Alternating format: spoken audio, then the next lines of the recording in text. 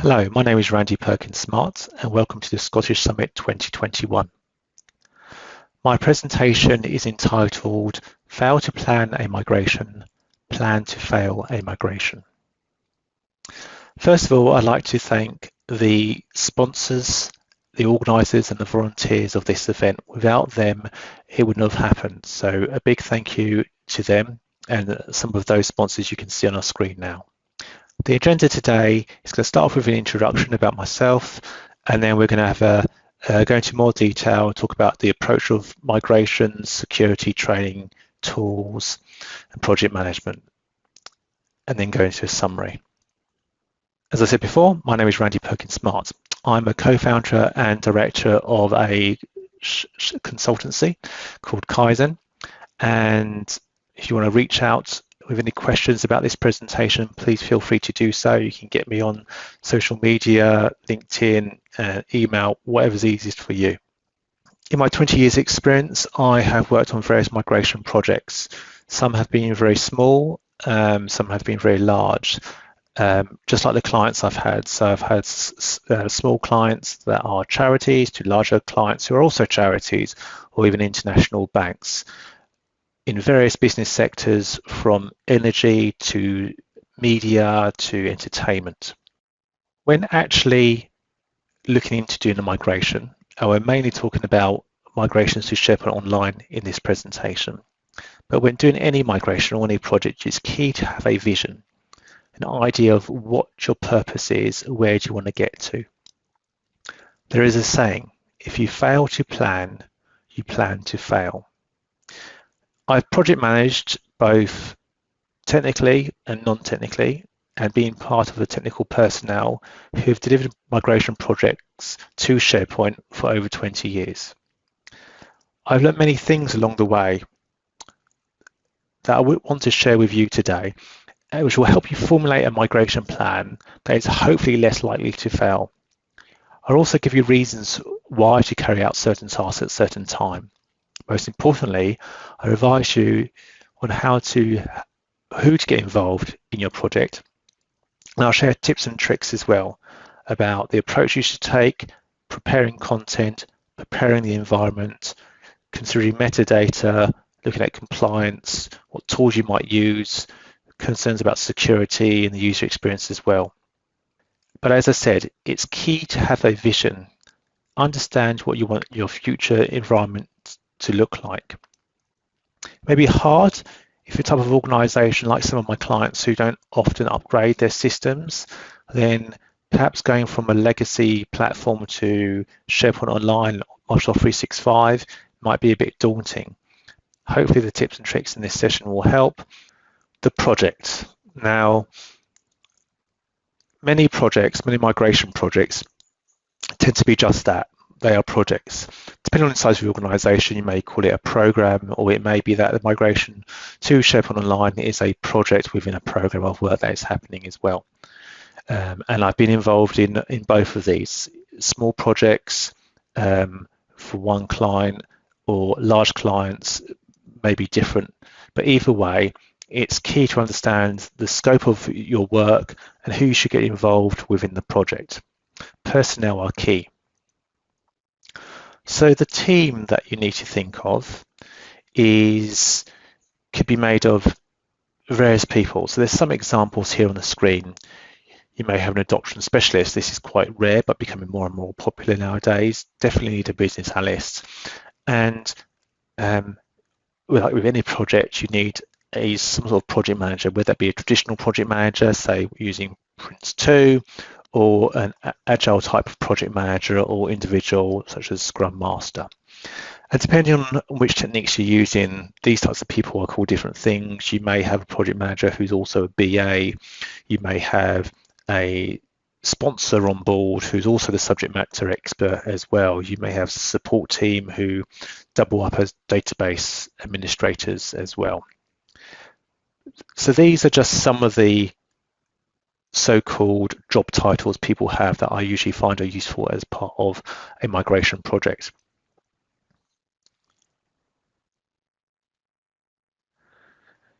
We spoke about vision, but the vision comes in part with looking at what you've got within the environment at the time. So thinking about what content you have, where it may be, who has it, who owns it. So in respect to where it is it in databases? Is it on a file share? When you are looking at doing a migration, you need to think about, will you need new hardware? Perhaps you're getting rid of old hardware, but doesn't mean you don't need new hardware. Consider software licensing as well. I've seen many organizations try to save money from licensing, going to SharePoint Online, and that definitely is possible.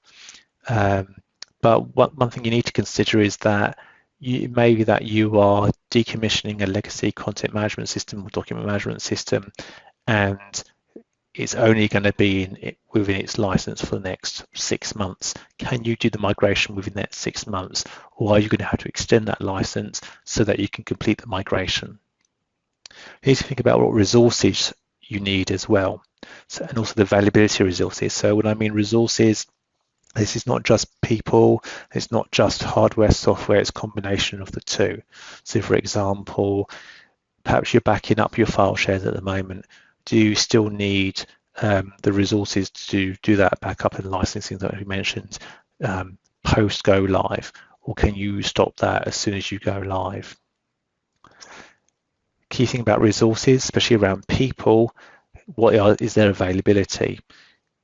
You can't expect them to be around all day, every day. People take holiday, can't go on holiday at the moment, but people take time off, people are sick, and so on. So it's worth considering what people's availability is. One of my clients wanted to kind of have this vision, or had a vision, and where they were at the time was they had a mixture of Apple's and Windows devices. Most of the devices were all on different operating systems, so different versions of iOS, different versions of Windows. They had multiple intranets. They were on an older version of Office, various versions of OneDrive. The PC management wasn't great either because of inconsistencies in the platform they were trying to support. So they wanted to clean all this up, and one of the main things around the migration was SharePoint Online, but it touched other things, so the so-called Digital Workspace. So what they wanted at that time was go to one version of Apple, go to one version of Windows. At the time it was 1909. They wanted a single intranet platform, not multiple types of intranet on legacy content management systems or legacy versions of SharePoint. They wanted one version of Office to support. They wanted one version of OneDrive. They wanted to be able to manage PC and Mac as well. The Mac management specifically was done via Jamf. So they had this vision. They knew where they wanted to get to. But their devices, as I said, they had older devices and they wanted to move towards the future. Now, this is often overlooked in migrations. Now, I'm not saying that you can't use your existing hardware to access Microsoft 365. The chances are you can. But lots of my clients take it as an opportunity when they're moving to Microsoft 365 to roll out new equipment as well. And especially usually because I'm involved in quite large projects. But even so, understanding what your users are using day in, day out needs to be considered. We are less of a mobile workforce in some cases than we used to be for various reasons. But it doesn't mean that we shouldn't consider the way people are using the technology, whether they're using a laptop or a mobile device or a desktop PC. One of the main things to consider when you're doing a migration is your content. Largely speaking, when you're talking about SharePoint Online, you're talking about moving documents, files over to SharePoint. But content comes in different forms and different amounts depending on how large you are. Some clients think a couple hundred gigabytes of data is a lot of information, whereas other clients I've had, they think hundreds of terabytes is their norm, and they're not surprised at knowing they have that much amount of information. But it is worth considering what do you think you have and what do you know you have, or vice versa.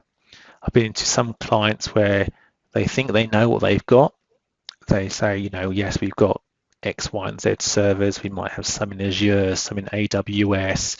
We've got stuff hosted in Adobe Cloud as well. But then if you go back and talk to people, you realize, what they actually know they have and what they think they have are two different things. It's important to understand those differences.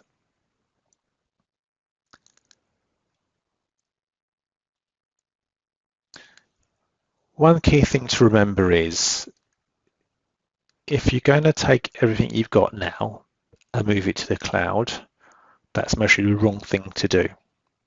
It's as simple as garbage in, garbage out. Now, I'm not suggesting that all your information is garbage or rubbish, as the UK, we like to say in the UK, but the point is, it's a good time to clean up your content. I've worked with organizations where they've had 15, 20 years of information and they come to do a migration and nobody wants to take responsibility for it. So they just say, oh, just copy it over to SharePoint. And that's generally a bad thing to do for various reasons. Now, it mostly works out cheaper for them to do that, but understanding what the content they have is going to be key to actually implementing a good migration and then a good user experience down the line when the new environment goes live. It's important to think of what types of content you have. I've seen organizations with legacy systems where they store all sorts of information, and sometimes for good reason, other times not for good reasons.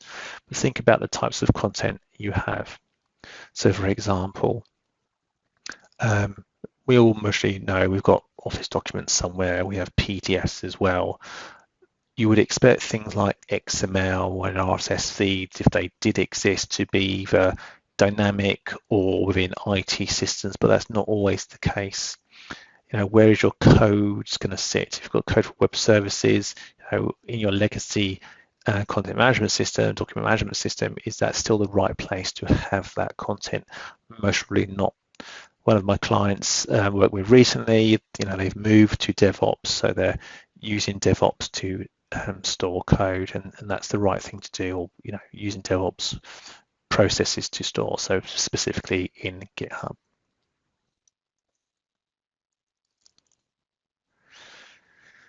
We said one of the types of content were forms, so it's important to actually think about what content you've got now and where you want to go to.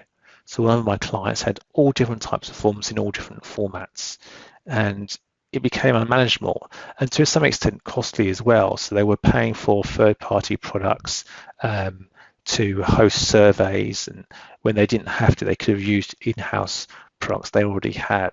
So their target, one of their visions, was to actually go from various types of forms that they use internally and externally to a smaller subset. So they went from about I think it was about a dozen different types of forms they had at the time, down to, because they had different types of content management systems as well within the environment, to just 3 types. They standardized on Microsoft Forms, PDF forms, and web forms, and that suited them. Now, I'm not saying other things would creep in over time, but that's where they were trying to get to.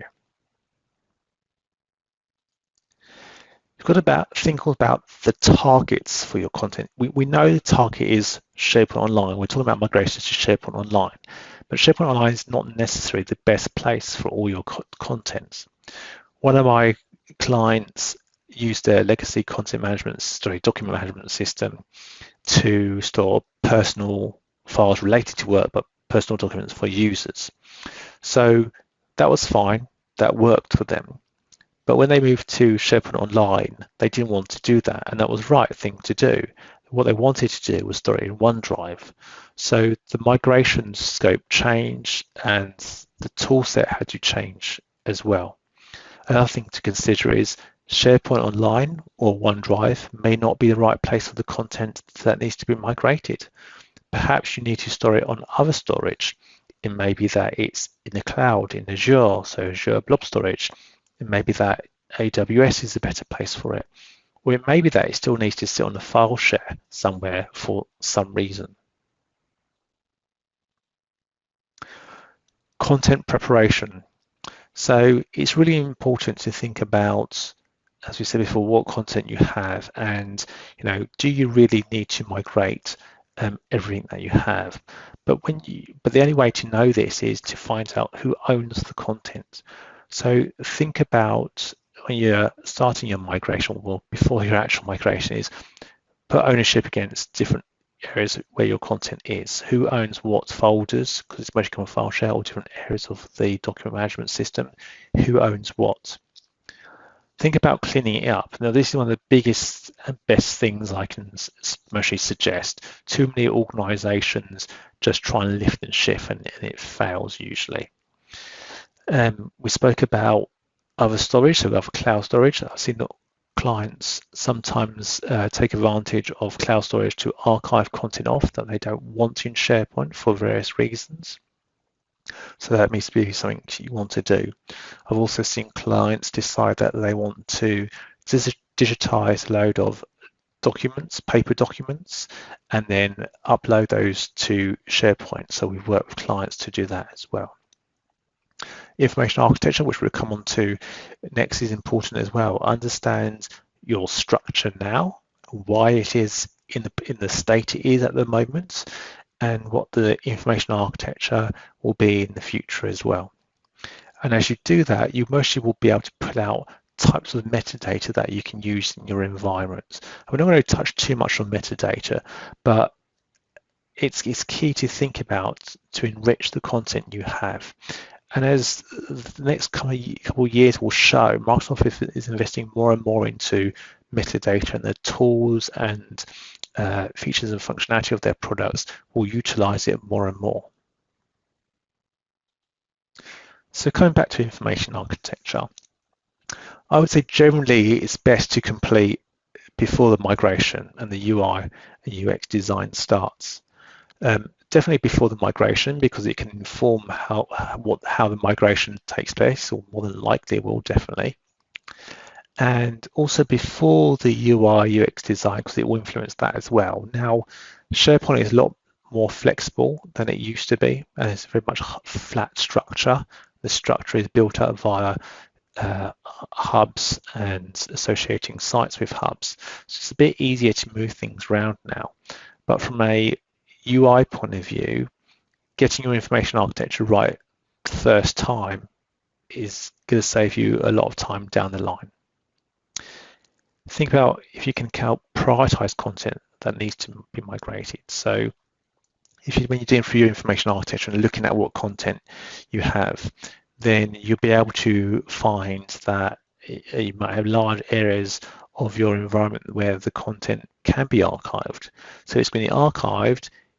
It's not necessarily part of the migration, which means it will save time on the migration. It also can actually help realize that you need to update content as well. So you go through the information architecture, you might say, okay, certain policies and procedures go here, others go here, and you realize as you go through that content that it needs updating. So it can inform where content is out of date as well, or even missing content as well. What I often find when you go through or do some information architecture work, you often find that you've got copies and copies of documents. You need to dedupe. Worked with one client, and they were running out of space on SharePoint, and it was because they were using PowerPoint quite a lot. They were adding images, removing images, adding videos, removing videos from PowerPoint slides. Lots of collaboration going on. It wasn't that they weren't using it in the right way, it was just the way they were using it. And they had 759 versions of one of these files, and it was just taking them over that threshold. So we worked with them and learned how they were using the platform, why they were using it in certain ways. In some cases, put a limit on the number of versions that they actually stored in certain areas of their site collections and their document libraries. it's important to think about your migration strategies. Now, with any migration I've done, is always lots to consider about, how are you going to go about it? And really, there's not that many choices, but it's important to do it right for various reasons, usually because of time and money. So the main ways of doing it are do it manual way, so copy and pasting, scripted using technologies such as PowerShell or other scripting languages to move content into SharePoint, using automated way, so using tools to help automate that process, or do a combination of both. Now, if we take manual versus scripted, so you do a manual migration, it is literally drag and drop or near enough, copy and paste. Many issues with that. It takes a lot of time, so it's costly. It's error prone as well, because what happens is people don't copy and paste it to the same place. They overwrite files accidentally, so there's issues there. As we said, it's time consuming. Whereas scripted, it has the advantage that it's completely tailored to what you need. So you can then repeat that, which means that there's less disadvantages. There's still some though, because there's a cost of creating those scripts. It's still light, it can be error prone, and it's significant development work as well. If we compare automation versus automation scripted, so using tools versus tools and scripting, it becomes a bit more interesting. So these are the kind of approaches you want to take. So the advantages if it's automated is that less resources required, generally speaking. It will save time. You can literally buy a migration tool, set it up, migrate your content within a few hours. It will at least start migrating content in a few hours. And it's repeatable as well. You can usually save the migration you've done and repeat it if you need to repeat it. Disadvantage is that you're buying a tool, it costs money. If we take the combination of automation and scripted, then you get lots of advantages. It's in some respects more repeatable, but there is some development and then costs associated with that development. Now, although I'd love to say let's go down the easy road, relatively cheap road, which is the automation side. So let's buy a tool and use a tool. More of my clients are going down the road of, yes, you're buying a tool, but you're still doing scripting as well, because they've got very complex needs. They're migrating legacy systems. So a lot of the cost-effective tools tend to be migrating from file shares or SharePoint to SharePoint Online. Whereas if you've got legacy tools, then sometimes development is required to extract the data you need from those environments. So a bit more about tools and technologies. So, I've kind of said automation. So it's basically automation via tools themselves. And there's various tools in the market that can help you, and various technologies can help you as well. And it's really key to any good migration, and the migration that is successful as well. So what is there out there? Now, I'm not going to recommend any specific tool. There's some tools here. I've used most of them on that board, and what I would say is that you do need to evaluate your needs as part of the migration. Some of these tools are relatively cheap compared to others, but they don't have the breadth of functionality that you may need. On the far right hand side, we have sort of technologies and software that you may use as well. So in the migrations I've most recently done, been lots of PowerShell involved. We're doing custom scripts with one of the migration vendors as well, to ensure that we can meet our audit needs that the client requires as part of the migration.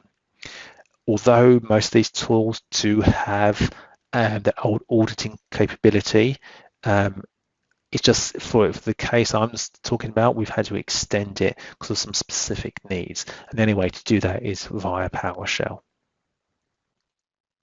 But let's not just think about the tools that are for migration. We need to think about tools that kind of sit around the main migration piece of work.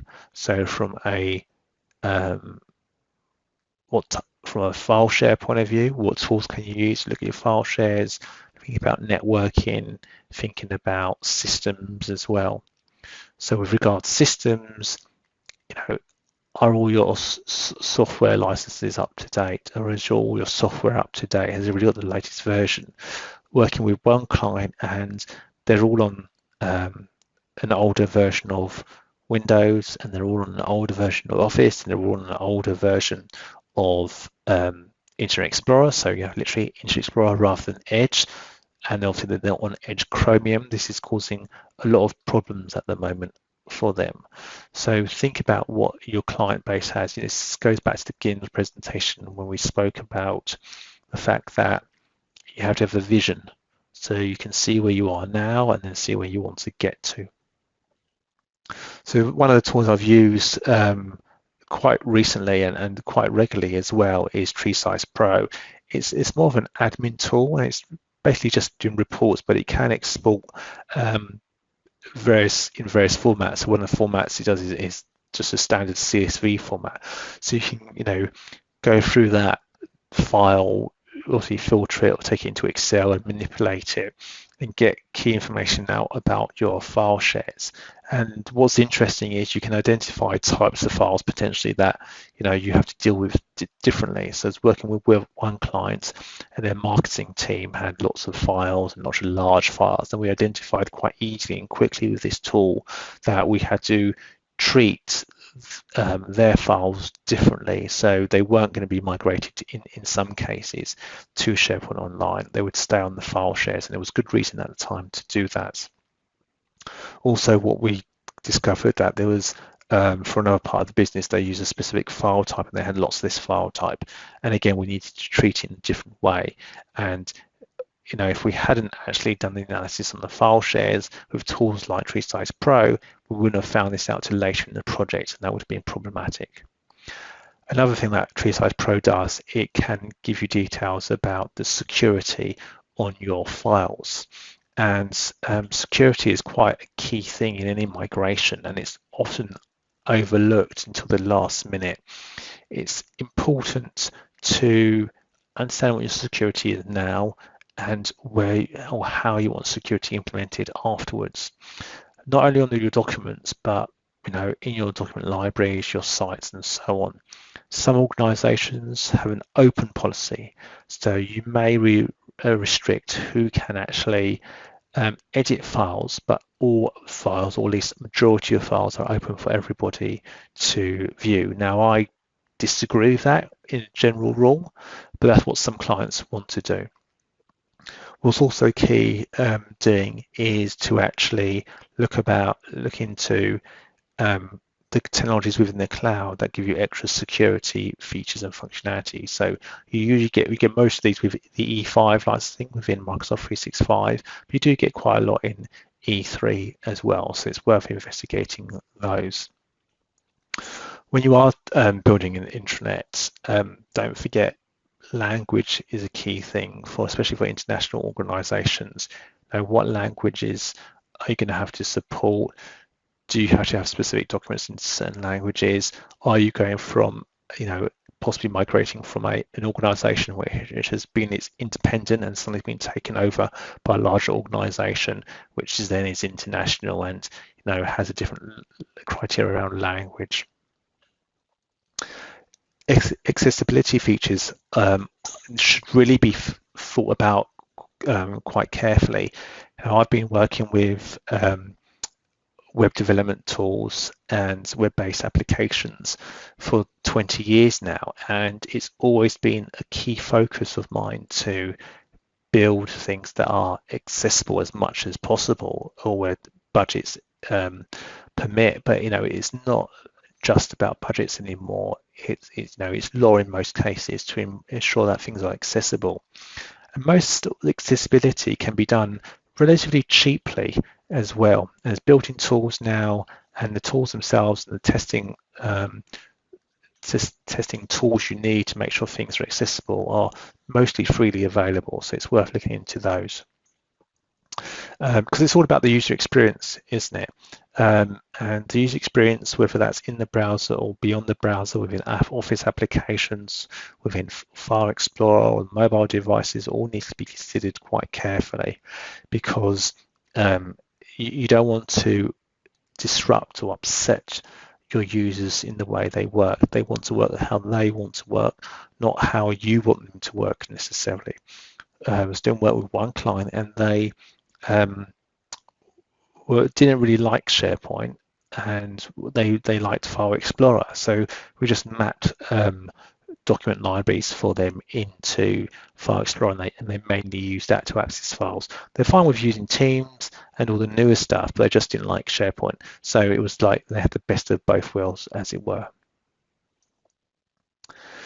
And we've seen that the user experience is becoming more and more important to Microsoft, and we've seen recently the release of Microsoft Viva, which is a kind of a group of technologies. Viva Topics, which kind of sits outside of the rest of the things, in my opinion, that they've released, is all about bringing information to users. So you can have an acronym within the organization. So the one here is SOAR. And you can create a topic page for that, and then within that topic page you can add content, and people can get quick access to it via Teams, via other Office applications as well. Viva Insights is about how you manage your workload, I would say. That's the easiest way of putting it, and allowing you to be in control of what you're doing when you're doing it, and give oversights as well. Viva Connections, so bringing information to the masses, if you like, making information accessible for people. And Viva Learning is all about keeping people's skills up to date, empowering them to do the work they need to do via training, which is easily accessible, whether that be on a desktop or a mobile device. But it's important to understand and remember that adoption and training are not the same thing. So we've spoken about Viva Learning, that's kind of obviously as a training, and we spoke about training previously as well, in making sure people know how to do things and when to do things. But adoption is slightly different. It's kind of bringing people along the journey with you. Okay, you can sit somebody in a room and train them. It doesn't mean they're willing and able to actually then go forward and use the tools. They may just be not interested in learning anything new.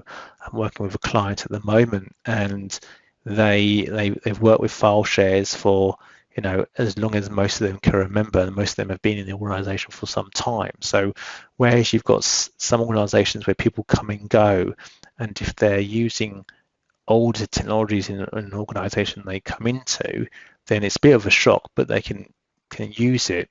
Whereas this client is making a big jump to SharePoint Online because they just haven't worked in a modern way for a very long time. So it's key with that client that not only are the users trained, but they're helped with the adoption of the technology as well. And one thing they're doing that I've also done with other clients is making sure that people's information is up to date. It's important now, possibly more so than ever, that people's details in Outlook and in the organization's directory are up to date. It used to be that you could walk down a corridor and you would know where IT was, where HR was. When you're introduced to a company, they'd say finance sit over there, IT are in the basement, HR on the top floor, and you had a physical map in your mind of where things were. And they might say, so and so works on the top floor in HR, end desk at the end, and you can go and find that person, and you understand where they are. Nowadays, you might just look up that person's details. You're not going to actually go and see them, or unlikely to go and see them. So keeping people's details that are up to date is crucial.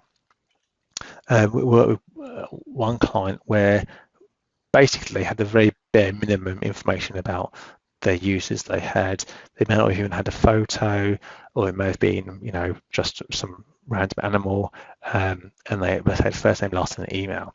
So we enriched that data. We made sure it was all up to date. We pulled information from HR if we needed to. We made sure everybody's photos were up to date. Make sure everybody else's information was up to date. Everyone else's information was up to date as well. And what that allowed us to do was to actually use it within SharePoint, so targeting audiences within SharePoint, and also allowed us to use it in other applications as well. Some of those were, off-the-shelf applications. Others were built specifically for some of the projects. But by doing that, we provided more benefit to the users. Quite simple, updating a directory. It's not that hard, okay? It does take some time and effort if you've got a large organization, but it's not that hard. There's tools that can help you do that.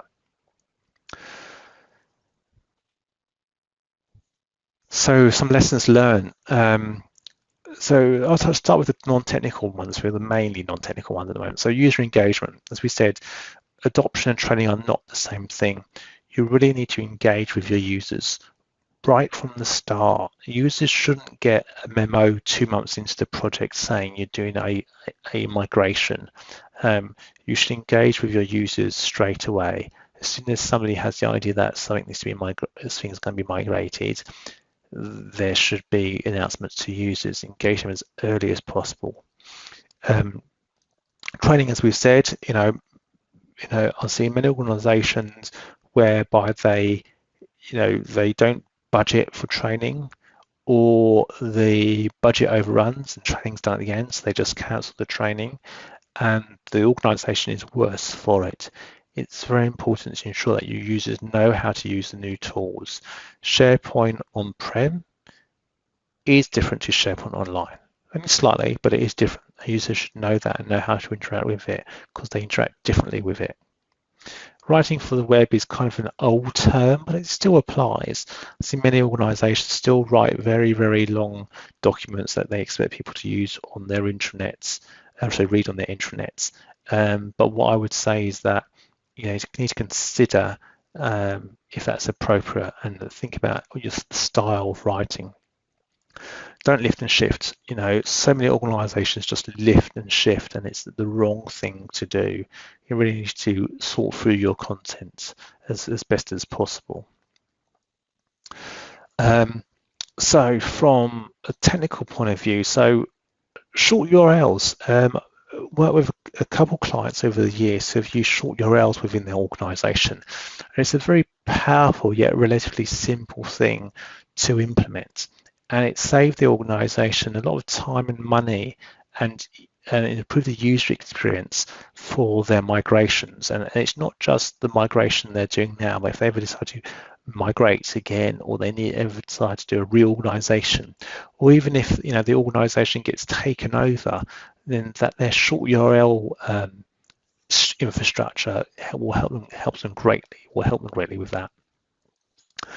Time. So don't underestimate the amount of time it takes to implement the tools, features, functionality that you are doing as part of the migration. Don't underestimate the time it takes to migrate content. Don't underestimate the time it takes to train users. Don't underestimate the time it takes to fix issues. Okay, these things take time. You cut any of these out, and you will have a bad user experience, a bad migration. Metadata really needs to be considered. It is a case a lot of the time that metadata is not added, or it's done poorly. It's a very powerful thing to have. The technical side, accessibility is always given, kind of pushed aside, and it's not. That's not good. Accessibility should be one of your top priorities, and what images and videos you use and how you use them as part of the intranet, and also as what you do migrating those needs to be considered as well. Think about devices you're targeting. So, you've got a nice intranet, it's compliant with various web standards, but when you add content, you need to ensure it's still compliant with web standards. You need to still make sure that it works on different devices, whether that's a mobile device or not, whether that's video or text, make sure it's still fit for purpose. Think about optimizing the files and file formats you have in your environment.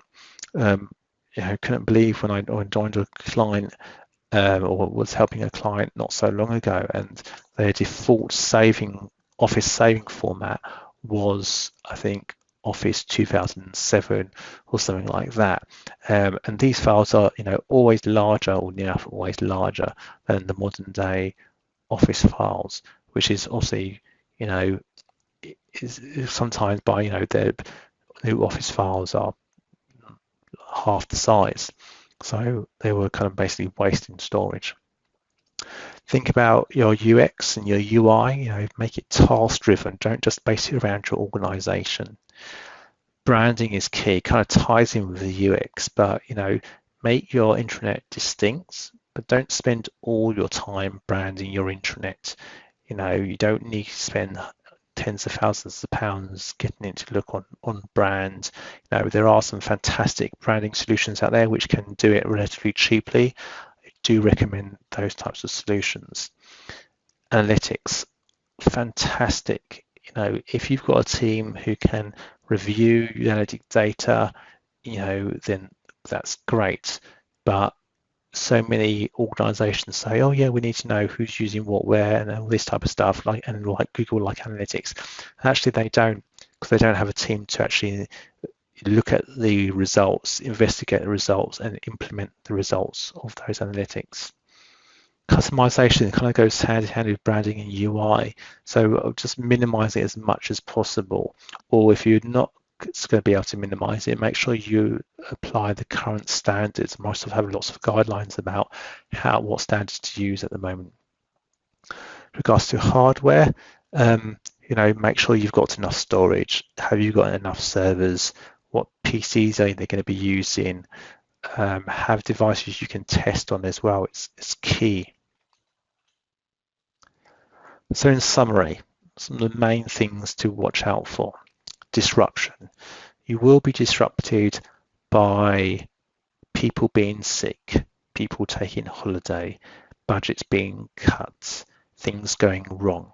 Okay, you need to have or building more time for disruptions. Resources.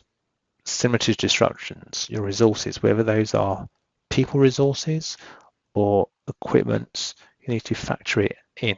I saw one organization where they were relying on one person, that person went sick, project near enough stopped, and it caused a lot of problems. Complexity. The project or the migration is always going to be more complex than you think, because unless you've done it exactly the same before, you won't know what you're getting into. Time. Again, ties in with disruption and resources. You will need more time. You always will need more time. You need to think about putting things in boxes. How much time are you going to spend on things? Why do you need to spend time on things? Is it appropriate? And when somebody comes to you and says they want to change, consider if that change is actually important and evaluate it as required. Money. There's never enough money. People say they want to move to SharePoint Online. They don't really investigate how much it's going to cost them. They think, they can move their stuff free. It won't take long. They won't have any problems and they will start saving money straight away. That is not the case. Expect an increase in costs all around for the first 6 to 18 months, and then after that, think about saving money. That's it from me. Feel free to send me questions. Happy to take them if necessary via email, Twitter, LinkedIn. You can get me on LinkedIn under Randy Perkins Smart, and you can find me on Twitter at Randy at Work. Thank you for listening to my presentation today, and thank you for joining us at Scottish Summit 2021. We look forward to seeing you next year.